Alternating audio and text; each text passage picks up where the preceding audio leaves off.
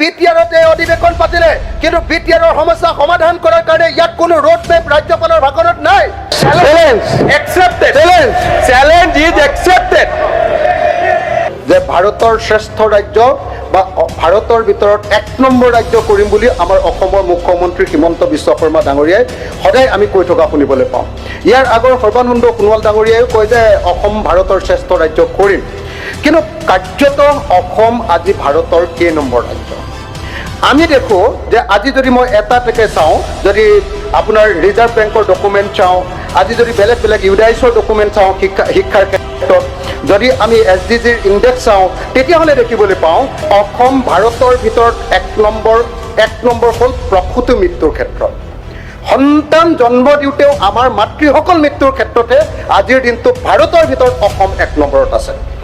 গড় আয়ুসৰ ক্ষেত্ৰতো অসম ভাৰতৰ ভিতৰতে আটাইতকৈ কম গড় আয়ুস থকা ৰাজ্যখনৰ নাম হ'ল অসম, 67 ইয়াৰ্ছ। আটাইতকৈ কম গড় আয়ুস কাৰ থাকে?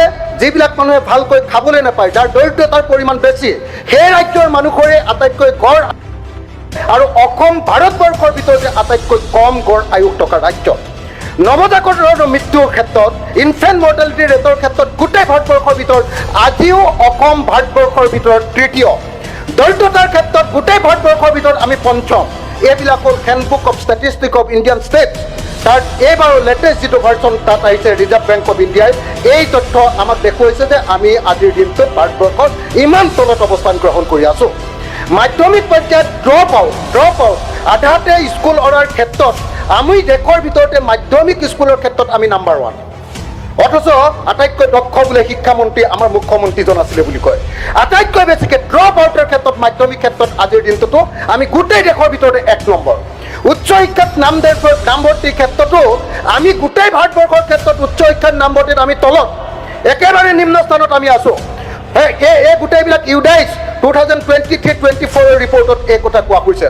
সুস্বাস্থ্যৰ ক্ষেত্ৰত তলৰ পৰা আমি ভাল নাই নেকি? আমাৰ গুণগত শিক্ষাৰ ক্ষেত্ৰত আমি তলৰ পৰা ৪ৰ্থ স্থানত, লিংগ সমতাৰ ক্ষেত্ৰত আমি তলৰ পৰা ৪ৰ্থ স্থানত, বহুমাত্ৰিক দৰিদ্ৰতাৰ ইণ্ডেক্সত আমি ৬ষ্ঠ স্থানত তলৰ পৰা, বহনক্ষম উন্নয়নৰ ক্ষেত্ৰত শেষৰ পৰা ৬ষ্ঠ স্থানত, আৰু জনমূৰি আয়ৰ ক্ষেত্ৰত এজন মানুহে এবছৰত কিমান আয় কৰে সেই ক্ষেত্ৰত আমি ভাৰতবৰ্ষৰ ভিতৰতে তলৰ পৰা ২ নম্বৰ।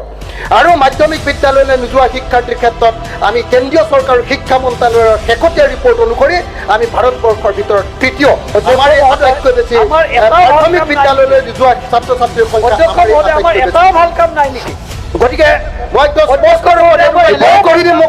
অধ্যক্ষ ডাঙৰীয়া, মই এইটো লে কৰি দিম যে ভাৰতবৰ্ষৰ আজিৰ দিনটোত আমি যি সময়ত কৈ আছোঁ যে ভাৰতবৰ্ষৰ আমি ১ নম্বৰ ৰাজ্য হ'বলৈ গৈ আছোঁ, সেই সময়ত আমি কোন ক্ষেত্ৰত ১ নম্বৰ ৰাজ্য হ'বলৈ গৈ আছোঁ? হিন্দু মুছলমানৰ কাজিয়া লগোৱাৰ ক্ষেত্ৰত আমি ১ নম্বৰ হ'বলৈ গৈ আছোঁ। আমি ভুৱা এনকাউণ্টাৰ কৰাৰ ক্ষেত্ৰত ১ নম্বৰ হ'বলৈ গৈ আছোঁ। দুখীয়া মানুহৰ ঘৰ উচ্ছেদ কৰাৰ ক্ষেত্ৰত আমি ১ নম্বৰ হ'বলৈ গৈ আছোঁ। এটা ক্ষেত্ৰতো আমি ১ নম্বৰ হ'বলৈ, ভাল ক্ষেত্ৰত এটা ক্ষেত্ৰতো আমি ১ নম্বৰ হ'বৰ কাৰণে এতিয়ালৈকে যাব পৰা নাই। মুখ্যমন্ত্ৰী মহোদয় আৰু অধ্যক্ষ মহোদয়, মুখ্যমন্ত্ৰী মহোদয়ক মই জনাব খুজিছোঁ, অধ্যক্ষ মহোদয় মই জনাব খুজিছোঁ যে আজি ৰাজ্যপালৰ ভাষণত আজি আমি কি পাব লাগিছিলে? আমি ৰাজ্যপালৰ ভাষণত আজি শুনিবলৈ পাব লাগিছিলে যে চীনৰ যি নদীবান্ধ, সেই নদীবান্ধ বন্ধ কৰাৰ কাৰণে ৰাজ্য চৰকাৰে কেন্দ্ৰীয় চৰকাৰৰ লগত কথা পাতিব, এই কথা ইয়াত উল্লেখ থাকিব লাগিছিলে, কিন্তু এই কথা ইয়াত উল্লেখ নাই। বিটিআৰত এই অধিৱেশন আৰম্ভ কৰিছে, কিন্তু আমি তাত দেখিলোঁ যে উপেন্দ্ৰনাথ বৰ্ম, প্ৰডিউচাৰ উপেন্দ্ৰনাথ বৰ্মৰ নাম তাত নাই। আমি দেখিলোঁ যে বিটিআৰতে অধিৱেশন পাতিলে, কিন্তু বিটিআৰৰ সমস্যা সমাধান কৰাৰ কাৰণে ইয়াত কোনো ৰোড মেপ ৰাজ্যপালৰ ভাষণত নাই। আমি দেখিলোঁ যে বিটিআৰৰ কামবিলাক একেবাৰে হোৱা নাই। আমি দেখিছোঁ আজি 2টা প্ৰশ্নৰ উত্তৰত মোক কৈছে যে অসমৰ আজিৰ দিনটোত অসমৰ যদি আমি চাওঁ, পাব্লিক এডুকেশ্যনটো এই চৰকাৰৰ দিনত কেনেকৈ সম্পূৰ্ণৰূপে ধ্বংস হৈ গৈছে। অধ্যক্ষ মহোদয়, আজিৰ দিনটোত অসমত আজিৰ দিনটোতো এজনো শিক্ষক নথকা স্কুল আছে অসমত 3খন। আজিৰ দিনটোতো অসমত এজন শিক্ষক থকা স্কুল আছে ২,২৯৫খন, আৰু আজিৰ দিনটোতো অসমত ১২,১১২খন স্কুলতে পৃথক LP স্কুলতে পৃথক কোঠা আছে। ২১,৯৬১খন স্কুলত নাই, স্থায়ী শিক্ষক নাই, স্থায়ী প্ৰধান শিক্ষক নাই। অধ্যক্ষ মহোদয়, আমি দেখিছোঁ যে উপযুক্ত পৰিমাণৰ শিক্ষক থকা স্কুলৰ সংখ্যা অসমত ৩০,৪০০খন। অধ্যক্ষ মহোদয় আমি দেখিবলৈ পাইছোঁ যে এইবাৰ আজি তথ্য আজি অসমত এফালৰ পৰা চৰকাৰী স্কুলবিলাক বন্ধ হৈ গৈছে অসমৰ চৰকাৰী শিক্ষা ব্যৱস্থা বন্ধ কৰি দিয়া হৈছে আপোনাৰ লগত মই টু মেমে কৰিব খোজা নাই কিন্তু ৰেকৰ্ডত কৈছো 108 সম্পূৰ্ণ ষ্টেট গভৰ্ণমেণ্টৰ স্কিম আছিলে যেতিয়া আমি আনিছিলো ৰেকৰ্ডত কৈছো কালি মোৰ ওপৰত প্ৰিভিলেজ মোচন লৈ আহক যদি মই ভুল কৈছো গতিকে আপুনি যিখিনি আপোনাৰ মই দেখিছো যে বয়স যিমানে হৈ গৈছে আপুনি সৰু ল'ৰা টাইপ হৈ গৈছে আপুনি এটা মনত কেতিয়া ভাবিছন 126 জনৰ কোনেও এনেকে উঠা পুঠা নকৰে আপুনি কৰি থাকে আৰু সাধাৰণ দুই এজন মানে ভাবে যে আপুনি বহুত এক্টিভ এমএলএ কিন্তু আচলতে যে আপোনাৰ একোৱে নাই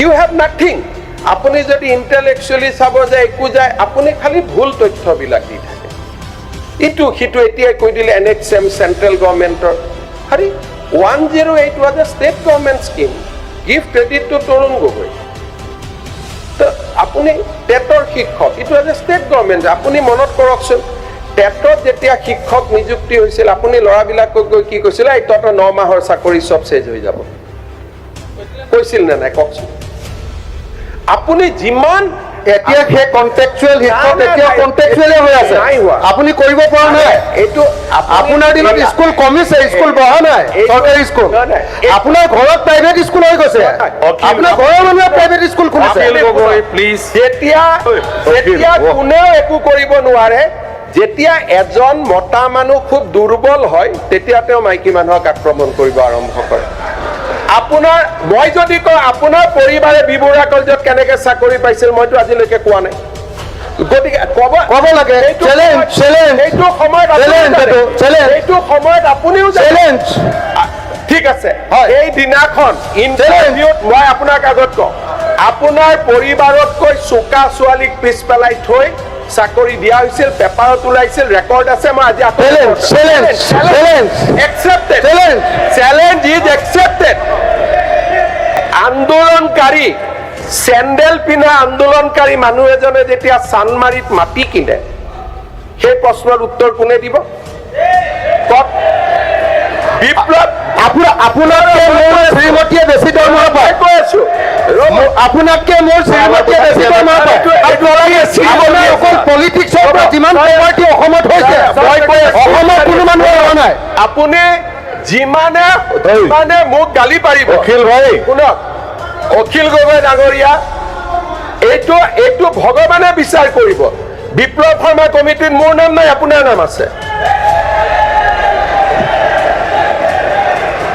মাননীয় অধ্যক্ষ মহোদয় মই লিষ্টখন আপুনি এপিএসসি লিষ্টখন আপুনি দিয়ে আপোনাৰ নাম নাই কথাখিনি স্যাৰ ভাল লাইনত হ'ব লাগে এপিএসসি কেলেংকাৰীত আপুনি জড়িত কিন্তু আপোনাৰ নাম নাই সম্পূৰ্ণ নহয় স্যাৰ যিমানটা ডিফামেশন কেছ হৈছে আপুনি কোৰ্টত গৈ মোৰ পুলুকা মাৰিছে এইটো পেপাৰে লিখা কথা মই লিখা কথা নহয় বুলি মই আপোনাৰ ওপৰত যিমানটা ডিফামেশন কেছ দিছো আপুনি দিয়া ইনফৰমেশন দেখে হোৱা নাই চলি আছে এতিয়া কোনো এমসাৰে স্যাৰ ৰিপোৰ্ট দি আছে এইটো কেনেকুৱা কথা স্যাৰ মাননীয় অধ্যক্ষ মহোদয় পইণ্ট অফ অৰ্ডাৰ স্যাৰ আপোনাৰ ওপৰত এক মিনিট অধ্যক্ষ মহোদয় আপোনাৰ ওপৰত মই যিমানটা ডিফামেশন কেছ দিছো আপোনাৰ উকিলে গৈ কোৰ্টত কৈ এইকেইটা মই কোৱা নাই বুলি অন ৰেকৰ্ডৰ পৰা কৈছো হাউচ কমিটি এখন গঠন কৰি দিয়ক কমিটিখনে পৰীক্ষা কৰি লওক মই ক'লো আপোনাৰ সাহসে নাই কোৰ্টত গৈ কথা কোৱা আপুনি সাহসে ডকুমেণ্টখিনি দি দিয়ক কোৰ্টত মই কৈছিলো কি ডকুমেণ্টখিনি কোৰ্টত দি দিয়ক মই কোৰ্টত মই কি ক'ব কোৰ্টৰ কথাটো আপুনি ইয়াত আলোচনাই কৰিব নোৱাৰে মাননীয় অধ্যক্ষ আপুনি লেজিছলেটৰ মাননীয় অধ্যক্ষ মহোদয় যোৱাকালি মই এটা কথা কৈছো হাউচখনক আপুনি যদি পৰিচালনা কৰিব লাগে এই এজন মানুহৰ লগত যদি মই এনেকে কথা পাতি থাকিব লাগে বাকি হাউচৰ কি অধিকাৰ নাই নেকি বাকি মেম্বাৰ্ছৰ অধিকাৰ নাই নেকি ইমান নিজক কিয় ডিগ্ৰেড কৰে এটাতো লেভেলত থাকক মুখ্যমন্ত্ৰী এজনে কথা ক'লে মইতো আৰু আপুনি পাতি দিয়া নাই অসমৰ মানুহে মোক মুখ্যমন্ত্ৰী পাতিছে আজিও আপুনি যিমান শিৱসাগৰ জিকে জালুকবাৰীত মই তাতকৈ বহুত হাজাৰ ভোটত জিকি আহোঁ গতিকে এটা মানুহৰতো ৰেছপেক্ট এটা সৌজন্য এটা মিনিমাম বয়স বাঢ়িছে ইউ আৰ বিকামিং ফাদাৰ এটাতো নিজৰ ল'ৰা ছোৱালীও চাই নাথাকে জানো আপোনাক এটা নিজক বচাওকচোন you have been given enough time এনেকুৱা নকৰিব। অসমৰ মৰ্যাদা এটা আছে, ল'ৰা ছোৱালী আপোনাৰ পৰিবাৰ ঘৰত গৈ আপোনাকে কয় নহয় যে এইবোৰ কিয় কৰা বুলি। নকৰিব ভাই, মই আপোনাক ৰিকুৱেষ্ট কৰিছোঁ, you take half an hour time extra. যি মনত আছে মোৰ পৰা আপোনাৰ লগত মোৰ কোনো যুঁজ নাই, কোনো স্বাৰ্থ নাই। ইউ টেক 1 hour ফ্ৰম মি, আমি শুনি থাকিম আপুনি যি ক'ব খোজে। যোনে কথা কওক, কালি জয়ন্ত মল্লবৰুৱাই কথা কৈছে PHC, তেওঁ PHC ডিপাৰ্টমেণ্টটো তেওঁ জন্মস্বত্বে লৈ আহিছে নেকি? আজি মন্ত্ৰী আছে PHCৰ, গালি নাই। সেইটো গালি তেওঁ কিয় খাব? গোটেইটো অসমীয়া ইঞ্জিনিয়াৰবিলাকে কাম কৰে PHC ডিপাৰ্টমেণ্টত। তাৰ মাজত 10জন ভাল ইঞ্জিনিয়াৰো আছে, গুণে টকা পইচা নাখায়। এনেকৈ জেনেৰেলাইজ কৰি কৈ থাকিলে সকলোৰে মনবিলাক ভাঙি যায় নহয়। মই আপোনাক ৰিকুৱেষ্ট কৰিছোঁ যে প্ৰধানমন্ত্ৰীয়ে সংসদত কথা ক'লে কোনেও কথা নকয়, আৰু আপুনি কওঁতে মই চবক হাক দিছোঁ যে উত্তৰ নিদিব, তেওঁক ক'ব দিয়ক। ল'ৰা ছোৱালীৰ ওচৰত কিছুমান থৈ যাওকচোন যে we conducted very well.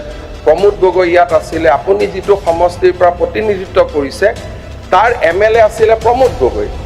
How he conducted house, কিছুমান এনেই বহি থকা মানে ভাবিব পাৰে অখিল গগৈ বহুত ডাঙৰ কৰি দিলে। But history will not be kind to U.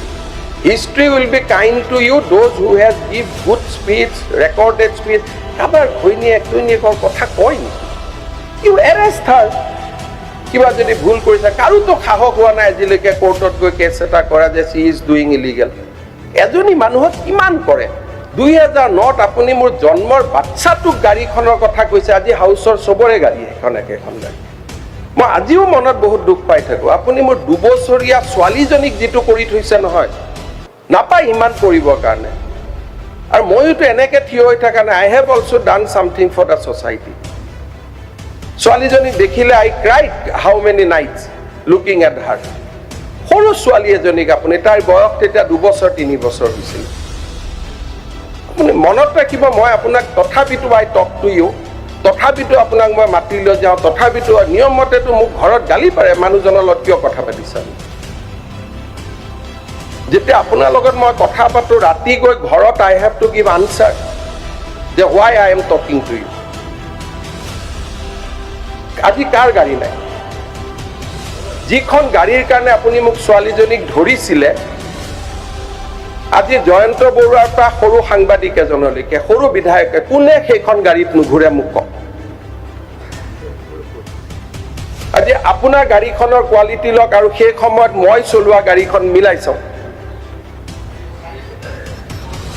মই নকওঁ, মই নিজে আজি নিজক অলপ বুজি লওকচোন যে হোৱাট আই এম। এতিয়া কৈছে লিষ্টখন বিপ্লৱ শৰ্মাক মই দিলোঁ। তাৰমানে বিসম্বাদী কংগ্ৰেছ বিধায়ক এজনে লিষ্ট দিব পাৰে নেকি?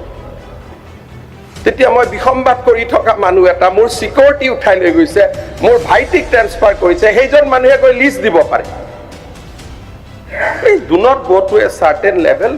কোনোবাই আপোনাক ভোট দিয়ে দিব, কিন্তু যিসকলে আপোনাক জিকাই তেওঁলোকক মই এদিন মাতি আনি দেখুৱাব খোজোঁ যে আপুনি কি লেভেলৰ বিধায়ক, বাকীসকলে কিমান ইণ্টেলেকচুৱেলি কথা কয়। নকৰিব, ভাল নালাগে।